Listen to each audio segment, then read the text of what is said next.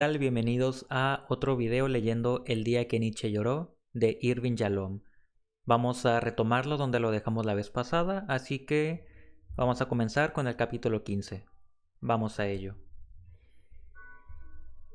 Tras la primera sesión, Breuer solo dedicaba unos minutos más de su tiempo oficial a Nietzsche. Escribió una nota en la ficha de Eckhard Müller, informó a las enfermeras del estado de su migraña y más tarde, en su despacho, escribió un informe más personal en un cuaderno idéntico al de Nietzsche.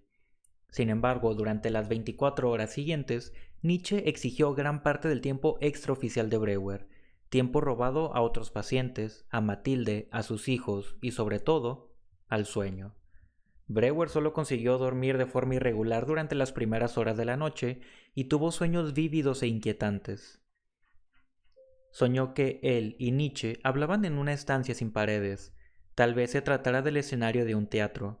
Los trabajadores que pasaban junto a ellos, llevando muebles, escuchaban su conversación. La estancia daba la impresión de ser temporal, como si pudiera plegarse y transportarse. En otro sueño, él estaba sentado en una bañera y abría el grifo. De él salía un chorro de insectos, pedacitos de maquinaria y grandes y desagradables burbujas de cieno colgaban de la boca del grifo. Las piezas de maquinaria le intrigaban, el cieno y los insectos le daban asco. A las 3 le despertó la pesadilla de siempre. Temblaba el suelo, buscaba a Berta y la tierra se licuaba bajo sus pies. Se hundía 40 pies hasta llegar a una losa blanca que tenía escrito un mensaje ilegible. Breuer permaneció despierto, escuchando los latidos de su corazón. Trató de calmarse con tareas intelectuales. Primero se preguntó por qué las cosas que parecen soleadas y benignas a mediodía se impregnan de horror a las 3 de la madrugada. Al no obtener alivio, se entretuvo de otro modo, intentando recordar todo lo que le había revelado a Nietzsche aquel día. Pero cuanto más recordaba, más se agitaba. ¿No habría dicho demasiado?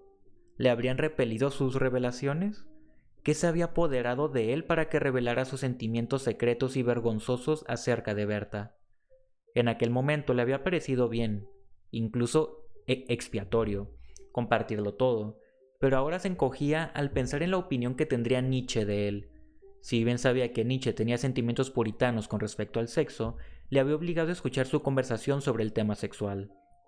Quizá lo había hecho a propósito, quizá escondiéndose tras el manto de ese papel de paciente, su intención había sido escandalizarlo y agraviarlo, pero ¿por qué?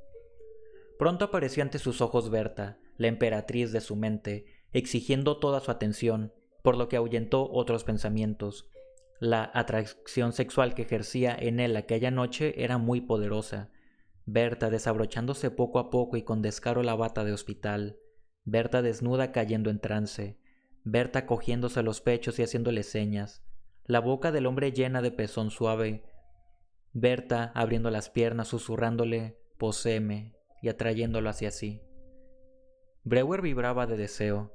Pensó en acercarse a Matilde en busca de alivio, pero no pudo soportar la duplicidad y la culpa de utilizarla una vez más mientras imaginaba a Berta debajo de él. Se levantó temprano para hacer sus necesidades. Al parecer, dijo a Nietzsche aquella mañana mientras observaba el informe del hospital, Herr Müller ha dormido mucho mejor que el doctor Breuer. A continuación le relató la noche que había pasado, el dormir inquieto, el temor, los sueños, las obsesiones, su preocupación por haberle revelado demasiado. Nietzsche sentía mientras Breuer hablaba y anotó los sueños en el cuaderno. Como usted sabe, doctor Breuer, yo también he pasado noches como la que usted acaba de describir. Anoche, con solo 1 gramo de cloral, dormí 5 horas seguidas, pero esto no es lo normal en mí. Al igual que usted, sueño y me asfixio con los temores nocturnos. Como usted, muchas veces me he preguntado por qué reina el terror en la noche. Después de estar 20 años preguntándome lo mismo, ahora creo que los temores no nacen de la oscuridad, sino que más bien son como las estrellas. Siempre están ahí, solo que oscurecidos por el resplandor del día.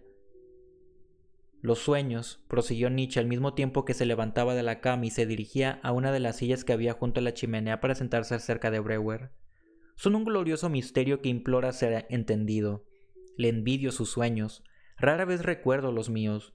No estoy de acuerdo con el médico suizo que en una ocasión me dijo que no perdiera el tiempo pensando en los sueños, porque no eran más que material desechable y fortuito, excreciones nocturnas de la mente. Aquel médico sostenía que el cerebro se limpia cada 24 horas defecando los pensamientos sobrantes del día a través de los sueños. Nietzsche hizo una pausa para leer los apuntes que había tomado sobre los sueños de Breuer. Su pesadilla es desconcertante, pero creo que sus otros 2 sueños surgieron a raíz de nuestra conversación de ayer. Dice usted que le preocupa que tal vez ayer revelara demasiado de sí mismo, y luego señala con una estancia pública sin paredes. Y el otro sueño, el grifo, las babas y los insectos, ¿acaso no corrobora su temor a haber escupido demasiado de las partes oscuras y desagradables de su ser? Sí, no sé cómo. Esa idea fue creciendo a medida que transcurría la noche. Me preocupaba haberle quizá ofendido, escandalizado o asqueado. Me preocupaba la opinión que hubiera podido formarse usted de mí. ¿Acaso no se lo predije? Nietzsche, sentado en la silla que estaba frente a la de Breuer con las piernas cruzadas, dio unos golpecitos en el cuaderno con el lápiz para subrayar sus palabras. Lo que yo temía era esa preocupación acerca de mis sentimientos. Por esta razón, precisamente, le insté a no revelar más de lo que resultara imprescindible para mi comprensión. Yo deseo ayudarle a expandirse y crecer, no a que se debilite confesando sus fallos. Pero, profesor Nietzsche, nos hallamos ante un campo importante de desacuerdo. De hecho, la semana pasada discutimos por la misma cuestión. Tratemos de llegar a una conclusión más amable esta vez. Recuerdo que usted dijo, y también lo he leído en sus libros, que todas las relaciones deben interpretarse en función del poder. Sin embargo, yo no creo que esto sea cierto. Yo no estoy compitiendo, no tengo intereses en vencerle. Solo quiero su ayuda para recuperar mi vida. El equilibrio de poder entre nosotros, quien gana, quien pierde, me parece trivial y carente de importancia. Entonces, ¿por qué Dr. Breuer se avergüenza de haberme revelado sus debilidades? No porque haya perdido una batalla con usted. ¿A quién le importa eso? Me siento mal por una sola razón. Valoro la opinión que tiene usted de mí y temo que después de la sórdida confesión de ayer, usted no piense tan bien de mí. Consulte su lista. Breuer señaló al cuaderno. Recuerde el punto referente al odio a mí mismo, el número 3, creo. Mantengo escondido mi verdadero yo debido al gran número de facetas despreciables que hay en él.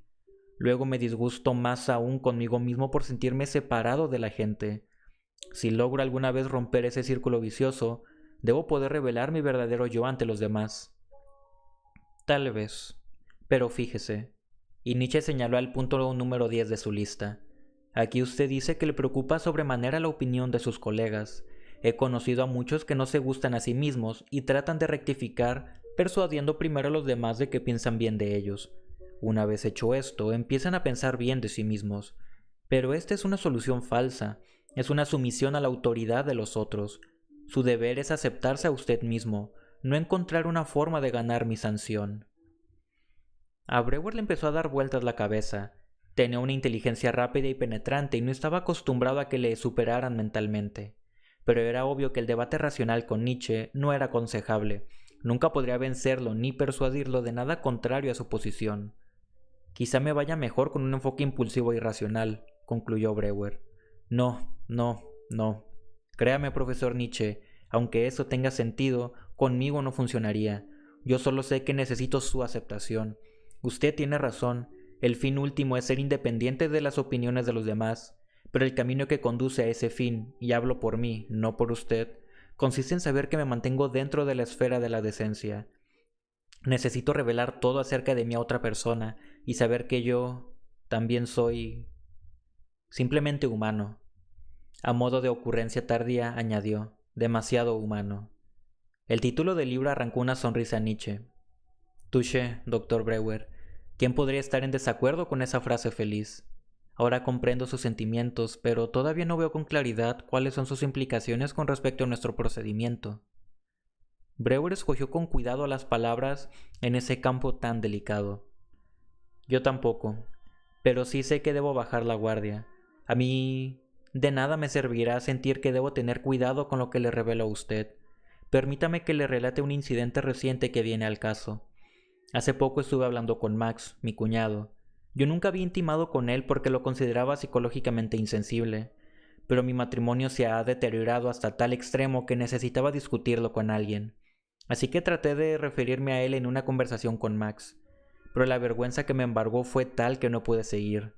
Luego, de una manera que no esperaba, Max me correspondió, revelándome dificultades similares que él encontraba en su propia vida. De algún modo su revelación me liberó y por primera vez en mi vida sostuvimos una conversación personal que me ayudó mucho. Cuando dice me ayudó, preguntó Nietzsche, ¿quiere decir que disminuyó su desesperación? ¿Que mejoró su relación con su mujer? ¿Que tuvo una conversación expiatoria? Uf, Nietzsche lo tenía acorralado. Si reconocía que la conversación con Max le había ayudado, Nietzsche le preguntaría que en ese caso ¿para qué necesitaba la ayuda de Nietzsche? Cuidado, pensó Breuer. No sé qué quiero decir, solo sé que me sentí mejor. Esa noche no me quedé despierto presa de la vergüenza, y desde entonces me he sentido mejor preparado para llevar a cabo una investigación sobre mí mismo. Esto no va bien, Joseph. Quizás sería mejor formular sin tapujos una petición, pensó Breuer. Estoy convencido, profesor Nietzsche, de que podría expresarme con mayor sinceridad si estuviera seguro de su aceptación. Al hablar de mi amor obsesivo o de mis celos, me ayudaría a saber que son sentimientos que usted también ha experimentado. Sospecho, por ejemplo, que usted encuentra desagradable el sexo y reprueba mi preocupación sexual. Esto, claro está, no contribuye a que yo revele estas facetas de mi personalidad. Se sucedió una larga pausa. Nietzsche clavó la mirada en el techo. Breuer estaba a la expectativa, pues había aumentado la presión con habilidad. Esperaba que, por fin, Nietzsche dijera algo sobre sí mismo. Tal vez, replicó Nietzsche, no haya aclarado bien mi posición. Dígame, ¿ha recibido ya los libros que encargó a mi editor? Todavía no. ¿Por qué lo pregunta? ¿Contienen pasajes que tengan algo que ver con esa discusión? Sí, sobre todo el gay saber. Allí sostengo que las relaciones sexuales no son diferentes de otras relaciones, pues también involucran una lucha por el poder. El deseo sexual, en el fondo, es deseo de dominar la mente y el cuerpo del otro. No creo que eso sea cierto, no en el caso de mi deseo. Sí, insistió Nietzsche, obsérvelo con una mirada más penetrante y verá que la lujuria también es un deseo de dominar a todos los demás. El amante no es el que ama, sino el que busca la posesión de ser amado. Desea excluir al mundo entero de su precioso bien. Es tan mezquino como el dragón que custodia su dorado tesoro. No ama el mundo. Por el contrario, las demás criaturas vivas le son totalmente indiferentes. ¿No lo dijo usted mismo? ¿No es por eso por lo que estaba tan contento con esa... He olvidado su nombre, ¿esa lisiada? Berta, pero no es una lisiada... Sí. Usted se puso muy contento cuando Berta le dijo que siempre sería el único hombre de su vida. Pero usted coloca el sexo fuera del sexo. Yo siento el deseo sexual en los genitales, no en una área abstracta de poder. No, exclamó Nietzsche. Me limito a llamarlo por su nombre. No me opongo a que un hombre recurra al sexo cuando lo necesite, pero detesto al hombre que suplica tenerlo, que abdica en la mujer que se le entrega, en la astuta mujer que conviene su propia debilidad y el poder masculino en poder propio. Pero ¿cómo puede negar lo erótico? Usted ignora el impulso, el anhelo biológico que llevamos dentro y que permite que nos reproduzcamos. La sensualidad es una parte de la vida, de la naturaleza. Una parte, pero no la más elevada. En realidad, es el enemigo mortal de la parte más elevada. Permítame leerle una frase que he escrito esta mañana. Nietzsche se puso las gafas de cristales gruesos, buscó en el escritorio, cogió un cuaderno muy usado y hojeó las páginas cubiertas de garabatos ilegibles. Se detuvo en la última página y acercándose al cuaderno hasta casi tocarlo con la nariz, leyó. La sensualidad es una perra que nos mordisquea los tobillos y una perra que sabe muy bien cómo suplicar un pedazo de espíritu cuando se le niega un pedazo de carne. Cerró el cuaderno. De modo que el problema no es que el sexo esté presente, sino que hace que desaparezca otra cosa, algo mucho más valioso, infinitamente más precioso. La lujuria, la excitación, la voluptuosidad. He aquí lo que esclaviza, la chusma que se pasa la vida como cerdos que se alimentan en el dornajo de la lujuria. El dornajo de la lujuria, repitió Breuer azorando ante la vehemencia de Nietzsche. Usted se apasiona por este tema. Hay más sentimiento en su voz ahora que en ningún otro momento. Se necesita pasión para derrotar a la pasión. Demasiados hombres han sido destrozados en el timón de las bajas pasiones. ¿Y su propia experiencia en este campo? Brewer iba tanteando a su interlocutor. ¿Ha tenido experiencias desafortunadas que hayan influido en usted a la hora de formular sus conclusiones? En cuanto a lo que ha dicho antes sobre el objetivo fundamental de la reproducción, permítame preguntarle lo siguiente. Nietzsche perforó el aire con el dedo 3 veces. ¿No deberíamos crear, no deberíamos llegar a ser antes de reproducirnos? Nuestra responsabilidad con respecto a la vida es crear lo superior, no reproducir lo inferior. Nada debe interferir en el desarrollo del héroe dentro de usted, y si la lujuria se interpone, entonces también debe ser vencida. Acéptalo, Joseph, se dijo Brewer. No tienes ningún dominio sobre estas discusiones. Nietzsche no hace más que pasar por alto las preguntas que no quiere responder. Usted sabe, profesor Nietzsche, que desde el punto de vista intelectual estoy de acuerdo en muchas de las cosas que dice, pero nuestro nivel de discurso es demasiado abstracto. No es lo bastante personal para ayudarme. Quizá estoy demasiado familiarizado con lo práctico. Al fin y al cabo, toda mi vida profesional ha consistido en determinar enfermedades, elaborar diagnósticos y luego atacar el mal con un remedio específico. Brewer se inclinó hacia adelante para mirar a Nietzsche de frente. Sé que mi enfermedad es de un tipo que no puede tratarse de forma tan pragmática, pero en nuestras discusiones nos situamos en el extremo opuesto. Yo no puedo hacer nada con sus palabras. Usted me dice que debo vencer la lujuria, mis pasiones más bajas. Me dice que debo alimentar lo superior, pero no me dice cómo vencer o alimentar al héroe que hay dentro de mí. Son magníficas estructuras poéticas, pero en este momento, para mí, no son más que palabras insustanciales. Al parecer indiferente al ruego de Brewer, Nietzsche respondió como un profesor a un alumno impaciente. A su debido tiempo le enseñaré a vencer. Usted quiere volar, pero no se puede empezar a volar. Primero debo enseñarle a andar, y lo primero que hay que hacer para aprender a andar es comprender que quien se obedece a sí mismo es gobernado por otros. Es mucho más fácil obedecer a otro que gobernarse a sí mismo. Dicho esto, Nietzsche sacó un peine pequeño del bolsillo y empezó a peinarse el bigote. Más fácil obedecer a otro que gobernarse a sí mismo. Vuelvo a preguntarle, profesor Nietzsche, ¿por qué no se dirige a mí de un modo más personal? Comprendo el sentimiento de sus palabras, pero ¿por qué no me habla a mí? ¿Qué puedo hacer yo con eso? Perdóneme si le parezco muy terrenal, pero en este momento mis deseos son mundanos. Deseo cosas simples, dormir sin pesadillas después de las 3 de la madrugada, conseguir que disminuya mi tensión precordical. Es aquí donde se asienta mi angustia, aquí. Brewer se señaló con la mano al centro del esternón. Lo que necesito ahora no es una declaración poética y abstracta, sino algo humano, directo. Necesito comprometerme de manera personal. ¿No puede compartir conmigo cómo han sido las cosas para usted? ¿Ha tenido usted una obsesión como la mía? ¿Cómo la superó? ¿Cuánto tardó? Hay algo más que he planeado discutir hoy con usted, dijo Nietzsche guardando el peine y haciendo caso omiso una vez más de la pregunta de Brewer. ¿Tenemos tiempo? Brewer se echó atrás en su silla, desalentado. Era obvio que Nietzsche seguiría pasando por alto sus preguntas. Se instó a sí mismo a ser paciente. Consultó su reloj y dijo que podía quedarse 15 minutos más. Estaré aquí todos los días a las 10 y me quedaré 30 o 40 minutos, aunque algún día, si se produce alguna emergencia, tendré que irme antes. Bien, hay algo importante que quiero decirle. Le he oído quejarse de infelicidad muchas veces. En realidad, Nietzsche abrió el cuaderno para consultar la lista de los problemas de Brewer. Infelicidad general es el primer problema de su lista. Hoy, además, ha hablado de su angustia, su tensión precordial, la región del corazón. Sí, gracias. Nos enseñamos mutuamente. Su tensión precordial, sus terrores nocturnos, su insomnio, su desesperación. Usted habla mucho de estos males y describe su deseo terrenal como un alivio inmediato a sus molestias. Se lamenta de que, a diferencia de lo que le sucedió al hablar con Max, nuestra discusión no le produzca ningún alivio. Sí, y usted quiere que me refiera a su tensión de manera directa. Quiere que le proporcione bienestar.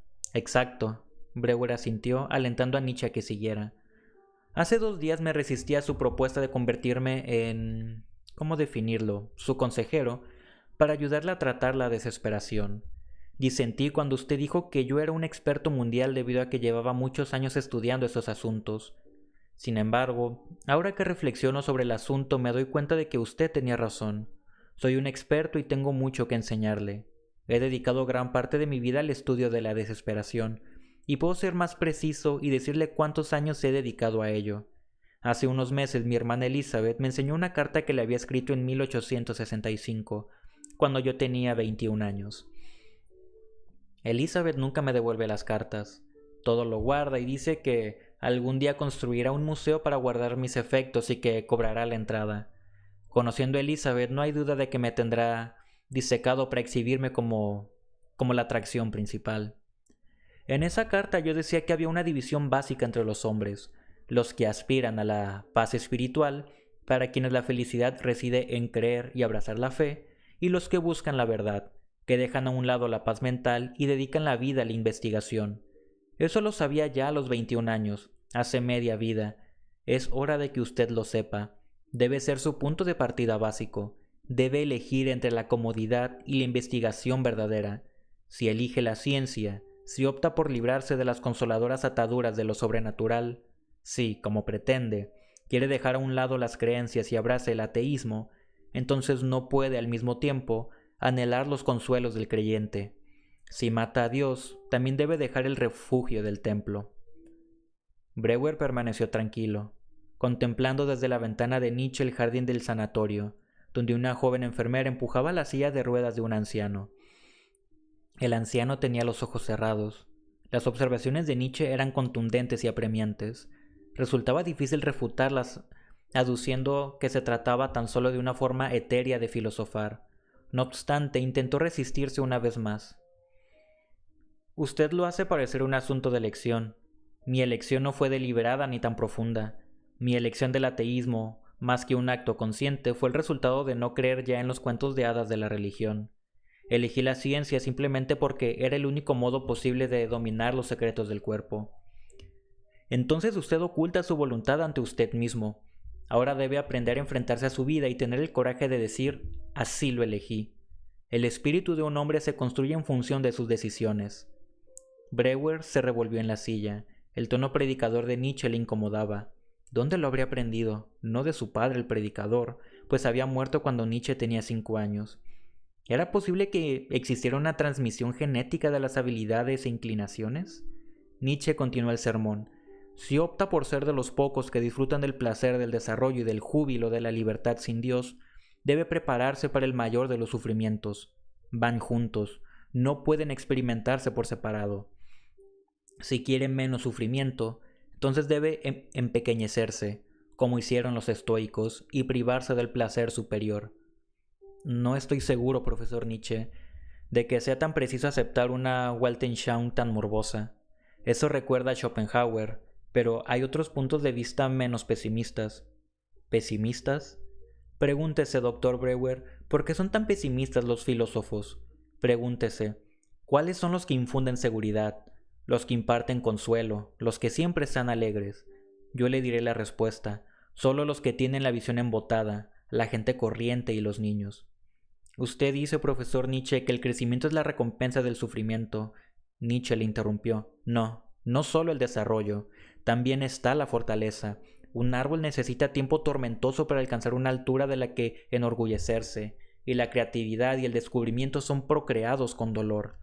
Permítame citar unos apuntes que escribí hace unos días. De nuevo buscó en sus notas y leyó. Hay que tener caos y frenesí en el interior para dar a luz una estrella danzarina. A Breuer le irritaba cada vez más que Nietzsche leyera. Su poesía caía como una barricada entre ellos. A decir verdad, Breuer estaba seguro de que las cosas irían mejor si pudiera hacer bajar a Nietzsche de las estrellas. Una vez más, lo que dice es demasiado abstracto. Por favor, no me interprete mal, profesor Nietzsche. Sus palabras son bellas y poderosas, pero cuando me las lee, ya no siento que nos estamos comunicando de un modo personal. Capto su significado intelectualmente, sí. Hay recompensa para el dolor, el crecimiento, la fortaleza, la creatividad. Lo entiendo aquí. Breuer se señaló la cabeza con el dedo. Pero no me llega aquí. Se tocó el abdomen con la mano. Si esto va a ayudarme, tiene que llegarme hasta donde está arraigada mi experiencia, aquí, en mis entrañas. Yo no siento ningún desarrollo. Doy a luz estrellas que no bailan. Solo tengo el frenesí y el caos. Nietzsche sonrió y agitó el dedo en el aire. Exacto. Ahora lo ha dicho. Ese es el problema precisamente. ¿Y por qué no hay crecimiento? ¿Por qué no hay pensamientos más consistentes? Ese fue el sentido de mi última pregunta de ayer, cuando le pregunté qué pensaría si no estuviera preocupado por esos pensamientos extraños. Por favor, échese hacia atrás, cierre los ojos e intente experimento mental conmigo. Adoptemos una posición distante, la cumbre de una montaña, y observemos juntos. Allí, a lo lejos, vemos a un hombre de mente inteligente y sensible a la vez. Vamos a observarlo. Quizá alguna vez haya contemplado con mirada profunda e intensa el horror de su propia existencia. Quizá haya visto demasiado. Tal vez haya tropezado con las fauces devoradoras del tiempo o con su propia insignificancia. El no es sino una mota de polvo, o con la transitoriedad y la contingencia de la vida. Su miedo ha sido terrible hasta el día que descubrió que la lujuria apaciguaba el miedo. Por lo tanto, dio la bienvenida a la lujuria, y esta, competidora despiadada, dominó todos sus pensamientos. Pero la lujuria no piensa, anhela, recuerda. Y este hombre empezó a recordar con lujuria a Berta la lisiada. Entonces dejó de mirar a lo lejos para pasarse el tiempo recordando prodigios, cómo movía Berta los dedos y la boca, cómo se desnudaba, hablaba y tartamudeaba, cómo andaba cojeando. Toda esta banalidad acabó consumiendo su ser. Las grandes avenidas de su mente, construidas para ideas nobles, se llenaron de basura. El recuerdo de los grandes pensamientos de antaño se fue apagando hasta desvanecerse, y sus miedos también se desvanecieron. Solo le quedó la inquietante y corrosiva sensación de que algo iba mal.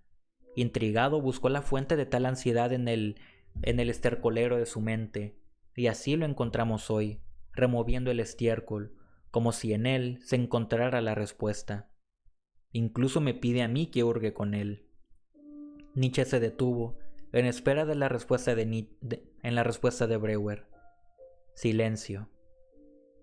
Dígame, le instó Nietzsche, ¿qué piensa de este hombre al que observamos? Silencio. Doctor Breuer, ¿qué piensa? Breuer permaneció en silencio, con los ojos cerrados, como si las palabras de Nietzsche lo hubieran hipnotizado. Joseph, ¿qué piensa usted? Breuer abrió poco a poco los ojos y se volvió para mirar a Nietzsche, pero no dijo nada. ¿No se da cuenta, Joseph, de que el problema no es que esté preocupado? ¿Qué importancia tiene la tensión o la opresión en el pecho? ¿Quién le prometió comodidad? De modo que duerme mal. ¿Y qué? ¿Quién le prometió que dormiría bien? No, el problema no es la preocupación. El problema es que usted está preocupado por el motivo que no corresponde. Nietzsche miró el reloj. Veo que le estoy entreteniendo. Terminemos con la misma sugerencia que le hice ayer. Medite, por favor. ¿En qué pensaría si Berta no le obstruyera la mente? ¿De acuerdo? Breuer asintió y se marchó. Extracto de las notas del Dr. Breuer sobre Eckhart Müller, 6 de diciembre de 1882. Han sucedido cosas extrañas en nuestra conversación de hoy, y ninguna según lo que yo había planeado. No ha respondido a ninguna de mis preguntas, no ha revelado nada de sí mismo. Se toma su papel de consejero con tanta solemnidad que a veces me parece cómico, y sin embargo, cuando lo examino desde su punto de vista, su comportamiento es intachable.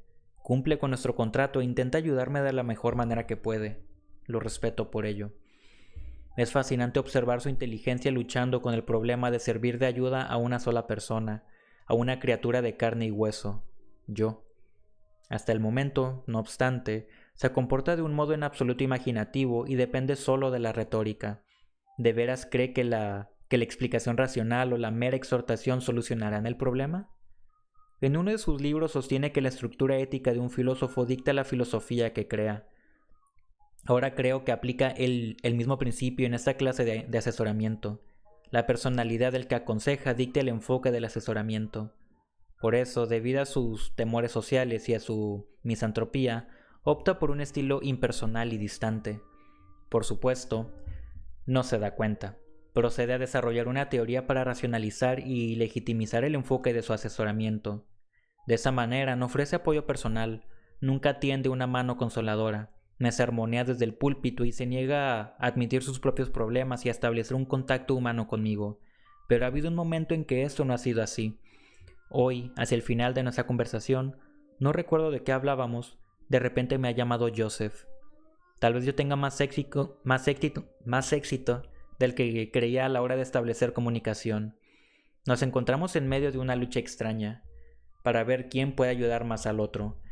Esta competición me preocupa. Temo que le confirme su inane modelo de poder en las relaciones sociales. Quizá debería hacer lo que dice Max, dejar de competir y aprender de él lo que pueda. Es importante para él controlar la situación. Detecto muchos signos de que se siente victorioso. Me dice lo mucho que tiene que enseñarme, me lee sus notas, mira la hora y como un caballero me despide con una tarea para la próxima reunión. Todo eso es irritante. Pero luego me recuerdo a mí mismo que soy médico.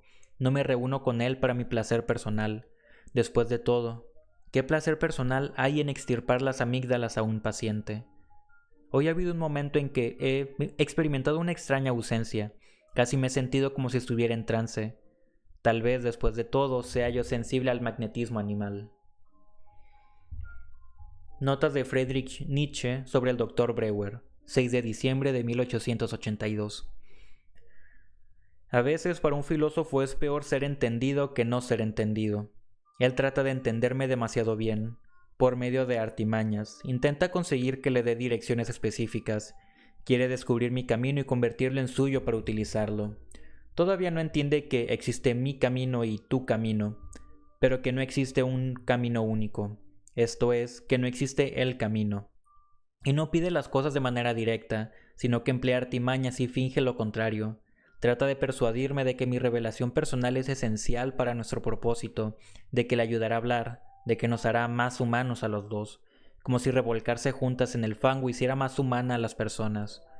Intento enseñarle que los que amamos la verdad no tememos el agua turbulenta ni sucia. Lo que tememos es el agua poco profunda. Si la práctica médica tiene que servir de guía en ese propósito, ¿no debo pues emitir un diagnóstico? He aquí una nueva ciencia, el diagnóstico de la desesperación. Mi diagnóstico es que se trata de una persona que ansía ser un espíritu libre, pero que no puede desprenderse de los grilletes de la fe. Solo quiere el sí, la aceptación de la decisión y nada del no, de la renuncia. Se engaña a sí mismo, toma decisiones, pero se niega a ser él que elige. Sabe que sufre, pero no sabe que sufre por lo que no debe. Espera de mí alivio, consuelo y felicidad. Pero yo debo darle más sufrimiento. Debo trocar su sufrimiento trivial en el sufrimiento noble que una vez fue. ¿Cómo descolgar el sufrimiento trivial de su percha?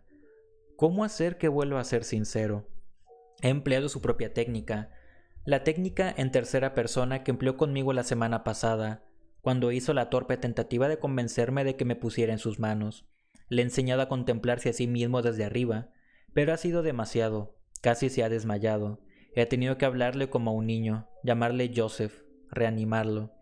Mi carga es pesada, trabajo para su liberación, y también para la mía propia, pero yo no soy un Breuer. Yo entiendo mi sufrimiento y lo acepto de buen grado, y Luz Salomé no es una lisiada, pero sé lo que significa ser asediado por alguien a quien amo y odio. Fin del capítulo 15.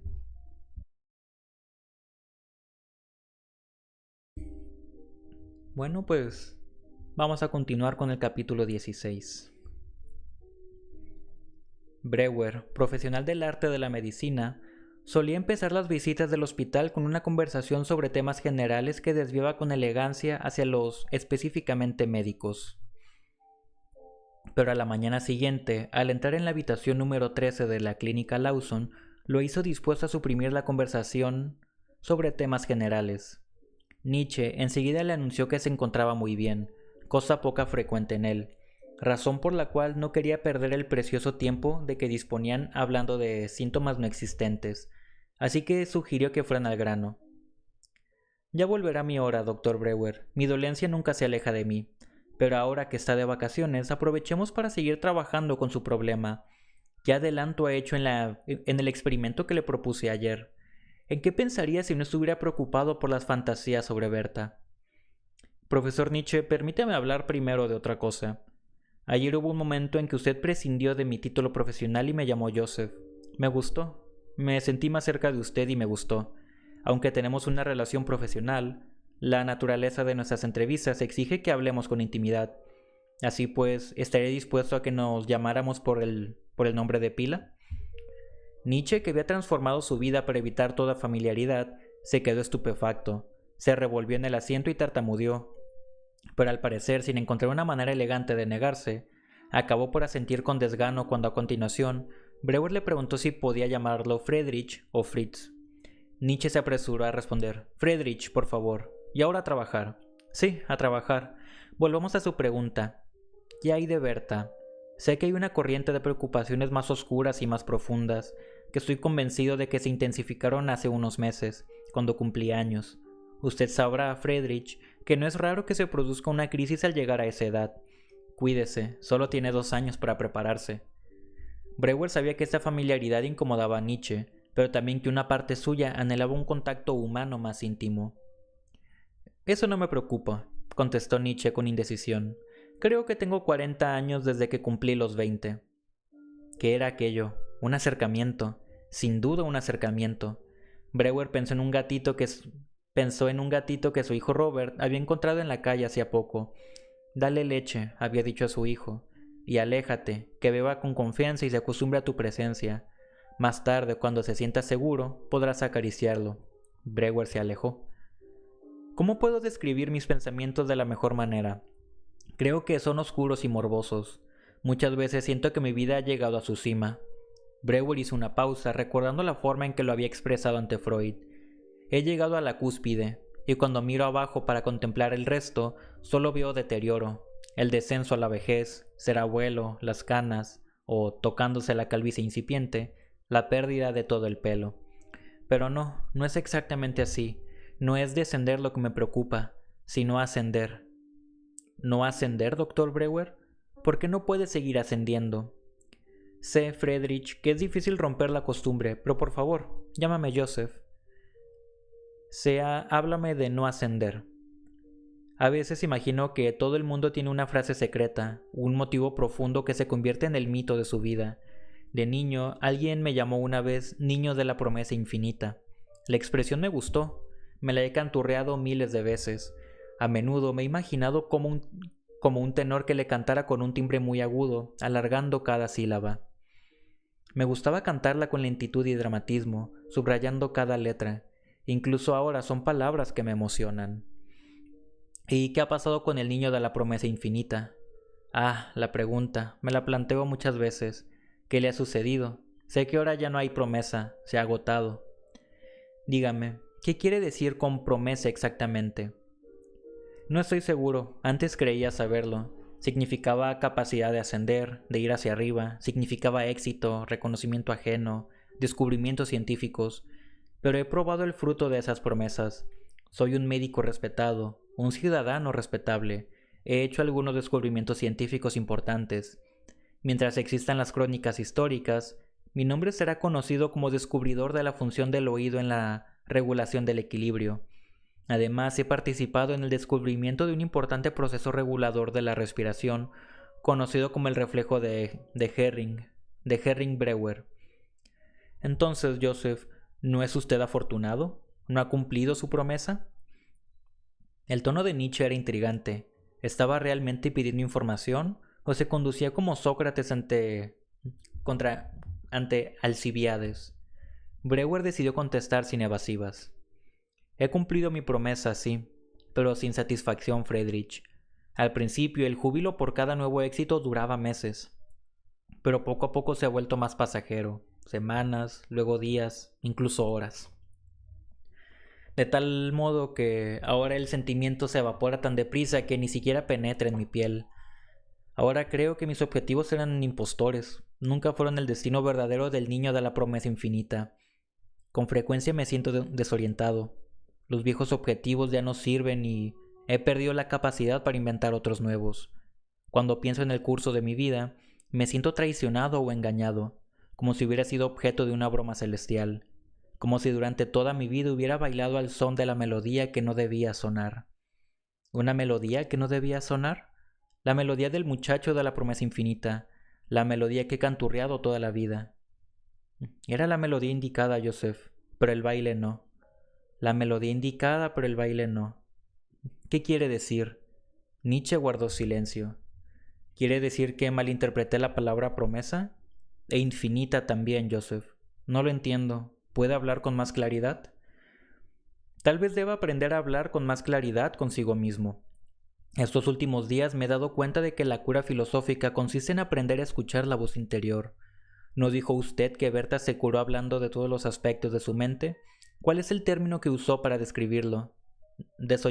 Desollinación. En realidad fue ella quien inventó el término. Desollinar significaba abrirse y ventilar el cerebro, limpiar la mente de todos los pensamientos perturbadores. Es una buena metáfora, dijo Nietzsche. Quizá deberíamos usar ese método en nuestras conversaciones. Quizá ahora mismo, por ejemplo, ¿podría usted aplicar la desollinación al muchacho de la promesa infinita? Brewer apoyó la cabeza en el respaldo del asiento. Creo que ya lo he dicho todo. Ese muchacho envejecido ha llegado a un momento de la vida en que ya no sabe dónde reside su valor, su razón de vivir, o sea, mi propósito, mis objetivos, las recompensas que me impulsaron en la vida. Todo eso parece absurdo ahora. Cuando pienso que he perseguido cosas absurdas, que he desperdiciado la única vida que tengo, se apodera de mí un sentimiento de terrible desesperación. ¿Qué es, pues, lo que debería haber perseguido? Brewer se sintió animado por el tono de Nietzsche, más bondadoso ahora, más seguro, como si se hallara en un terreno más familiar. Eso es lo peor. La vida es un examen sin respuestas acertadas.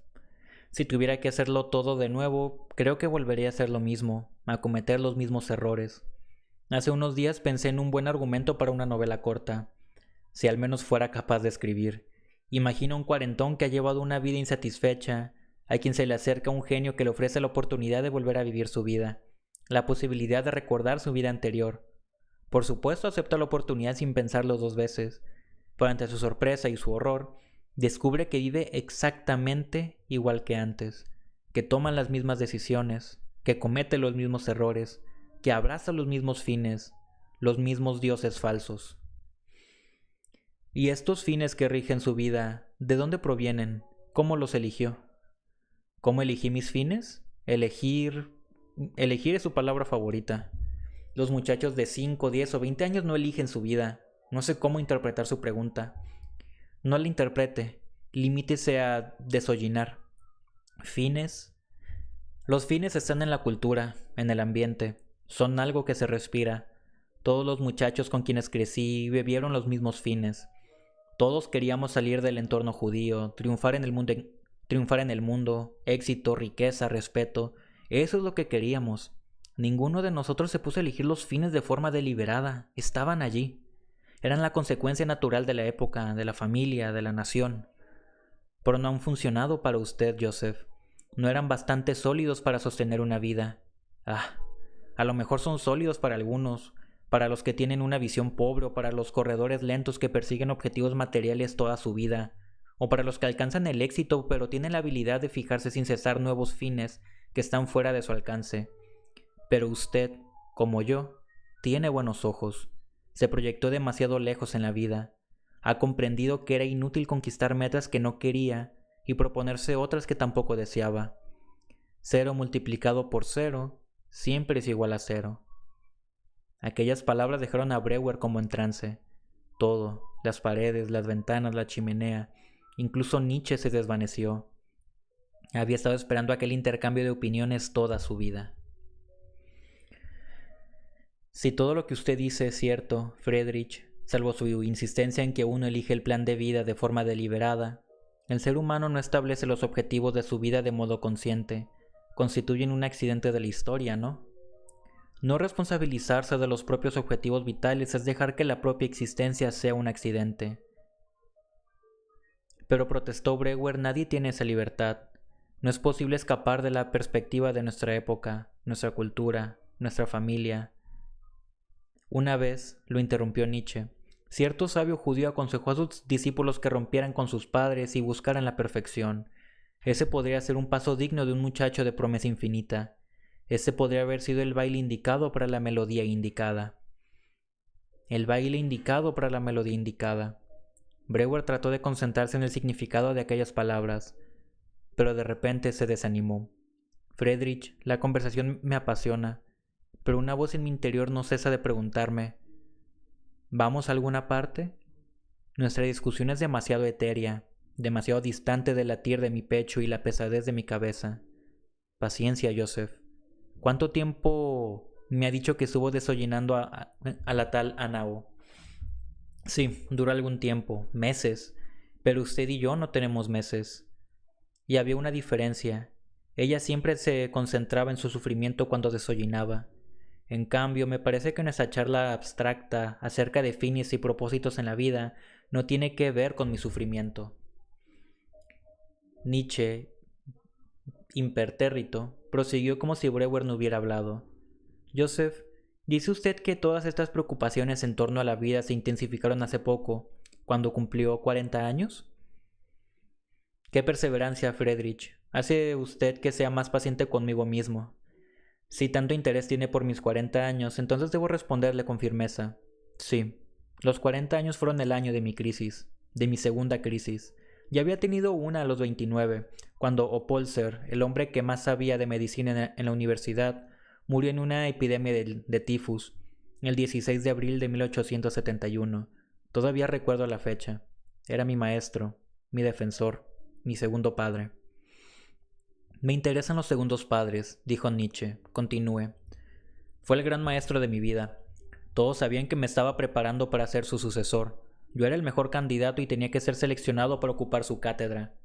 Pero no sucedió. Quizá yo no contribuía a que sucediera. Fue elegido otro de inferior preparación por razones políticas, y es posible que también religiosas. Ya no había lugar para mí, de modo que trasladé a mi casa el laboratorio, incluso las palomas que usaba para mis investigaciones, y empecé a ejercer la medicina privada, a la que me entregué por completo. Fue el fin de mi infinitamente prometedora profesión académica. Cuando dice que usted no contribuyó a que sucediera, ¿a qué se refiere? Brewer miró a Nietzsche con asombro. ¡Qué transformación! De filósofo a clínico. Le han crecido orejas de médico. Nada se le escapa. He hecho ese comentario porque sé que debo ser sincero. Sin embargo, para mí sigue siendo un asunto doloroso. No quería hablar de ello y ya ve, es justamente el punto que usted ha elegido. Como ve, Joseph, cuando lo insto a que hable de algo contra su voluntad, ese es el momento que elige para recuperarse, tomar el poder y hacerme un cumplido. ¿Sigue sosteniendo ahora que la lucha por el poder no es una parte importante de nuestra relación? Brewer volvió a hundirse en el asiento. Ah, es otra vez. Agitó la mano ante sí. No reanudemos ese debate, por favor. Olvídelo. Pero añadió, espere. Tengo un último comentario. Si usted prohíbe la expresión de todos los sentimientos positivos, entonces da pie al mismo tipo de relación que predijo que descubriría in vivo. Es un mal procedimiento científico. Está manipulando los datos. ¿Un mal procedimiento científico? Nietzsche se quedó pensativo durante un instante y luego asintió. Tiene razón. Debate cerrado. Volvamos ahora a lo de la profesión universitaria y cuénteme por qué no contribuyó a su propio triunfo académico. Bien, es evidente. Me retrasé escribiendo y publicando artículos científicos.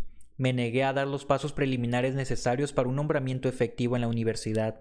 No ingresé en las mejores asociaciones médicas, ni participé en comisiones universitarias, ni establecí las conexiones políticas de rigor.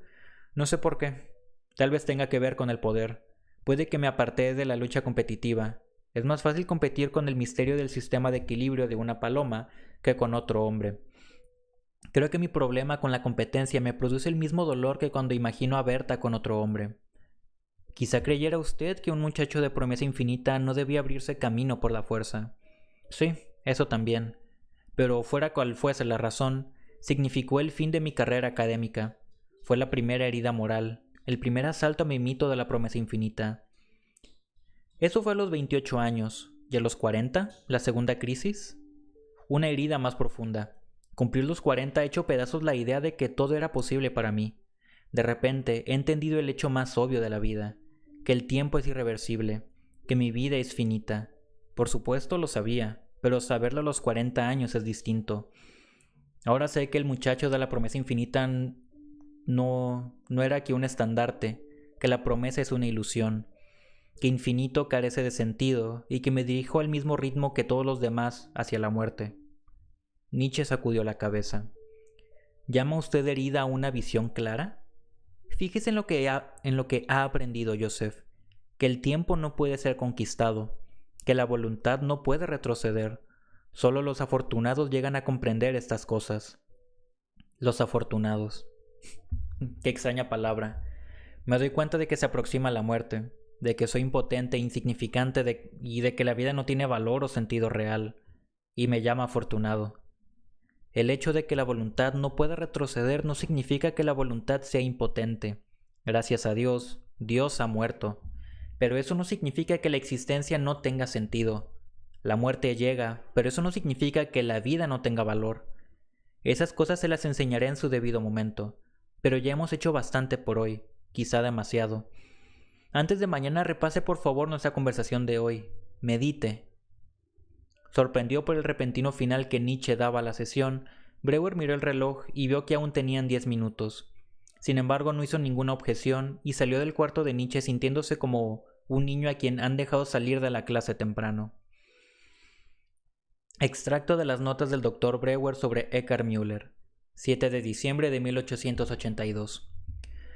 Paciencia, paciencia, paciencia. Por primera vez aprendo el valor y el significado de esta palabra. No debo perder de vista mi objetivo de largo alcance.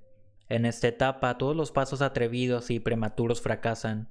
Hay que mover las piezas de forma lenta y sistemática. Construir un centro sólido. No mover más de una pieza cada vez. No mover la reina demasiado pronto. Y está dando resultado. El gran paso adelante de hoy ha sido la adopción de los nombres de pila. Casi se ha atragantado con mi propuesta.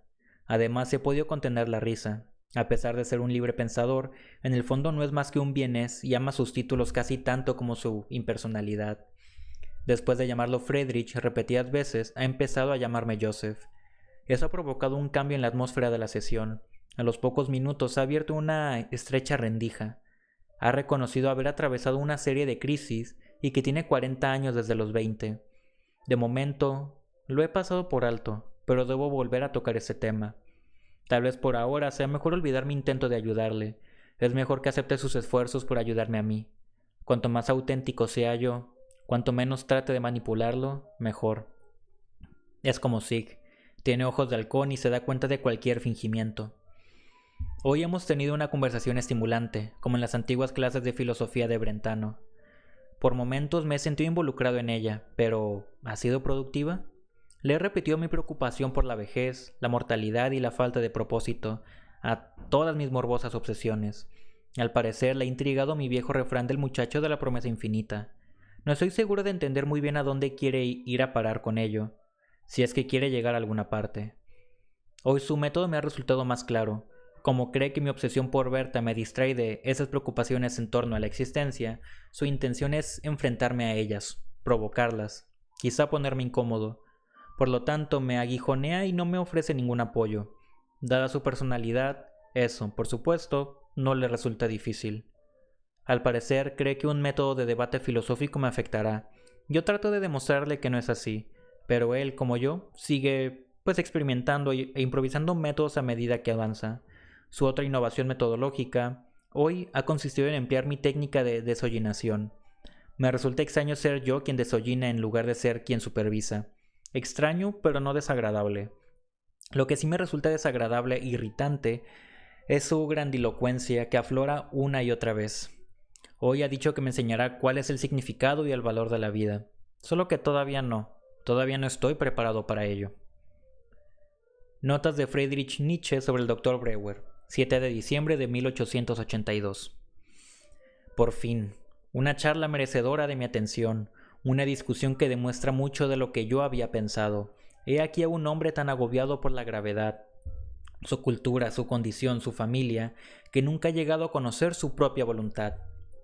Está tan inmerso en el conformismo que se sorprende cuando hablo de decisiones, como si hablara en un idioma extranjero. Puede que el conformismo reprima más a los judíos. La persecución externa une tanto a un pueblo que el individuo es incapaz de emerger. Cuando lo pongo ante el hecho de que ha permitido que su vida sea un accidente, niega la posibilidad de elección. Me dice que nadie que esté inmerso en una cultura es capaz de elegir. Cuando, con amabilidad, le pongo ante el mandato de Jesús de romper con los padres y la cultura en busca de la perfección, sostiene que el método es demasiado etéreo y cambia de tema. Es curioso. Tenía el concepto a su alcance cuando era muy joven, pero nunca acabó de comprenderlo. Era el muchacho de la promesa infinita, como somos todos, pero nunca entendió el carácter de esa promesa. Nunca entendió que su deber era perfeccionar la naturaleza, superarse a sí mismo, vencer su cultura, a su familia, su lujuria, su brutal naturaleza animal, llegar a ser quien era y lo que era. Nunca creció, nunca mudó la primera piel. De forma equivocada interpretó la promesa como la adquisición de objetivos materiales y profesionales, y cuando alcanzó estos objetivos sin acallar la voz que le decía «llega a ser quien eres», cayó en la desesperación y vociferó contra la mala jugada hecha contra él. Ni siquiera ahora lo entiende. ¿Hay esperanza para él? Por lo menos piensa en cuestiones fundamentales y no se refugia en engaños religiosos, pero tiene demasiado miedo. ¿Cómo puedo enseñarle a endurecerse? En una ocasión me dijo que los baños fríos son buenos para endurecer la piel. ¿Existe una receta para fortalecer la capacidad de determinación? Ha alcanzado a descubrir la idea de que no estamos gobernados por el deseo de Dios, sino por el deseo del tiempo. Se da cuenta de que su voluntad es impotente ante el «así fue». ¿Tendré la habilidad de enseñarle a transformar el «así fue» en «así lo quise»? Insiste en llamarme por mi nombre de pila, aunque sabe que no me gusta. No es más que un pequeño tormento. Soy lo bastante fuerte como para permitirle esa pequeña victoria. Carta de Friedrich Nietzsche a Luz Salomé, diciembre de 1882. Lu, que yo sufra mucho carece de importancia comparado con el problema de que no seas capaz, mi querida Lu, de reencontrarte a ti misma.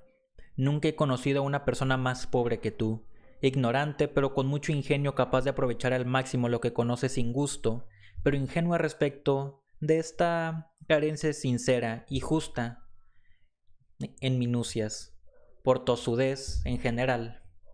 En una escala mayor, en la actitud total hacia la vida, insincera, sin la menor sensibilidad para dar o recibir, carente de espíritu e incapaz de amar en afectos, siempre enferma y al borde de la locura, sin agradecimiento, sin vergüenza hacia sus benefactores, en particular, nada fiable de mal comportamiento, grosera en cuestiones de honor, un cerebro con incipientes indicios de alma, el carácter de un gato, el depredador disfrazado de animal domesticado, nobleza como reminiscencia del trato como con personas más nobles, fuerte voluntad, pero no un gran objetivo sin diligencia, ni pureza, sensualidad cruelmente desplazada, egoísmo infantil como resultado de atrofia y retraso sexual sin amor por las personas, pero enamorada de Dios con necesidad de expansión astuta, llena de autodominio ante la sexualidad masculina.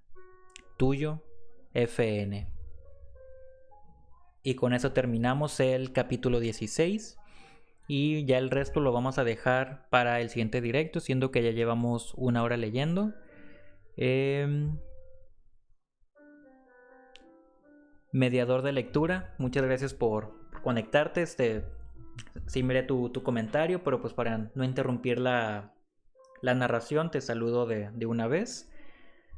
También muchas gracias, Lobo, por conectarte a este directo, y también muchas gracias a la gente que ve los videos resubidos al canal de YouTube con el mismo nombre, Juanpa Live.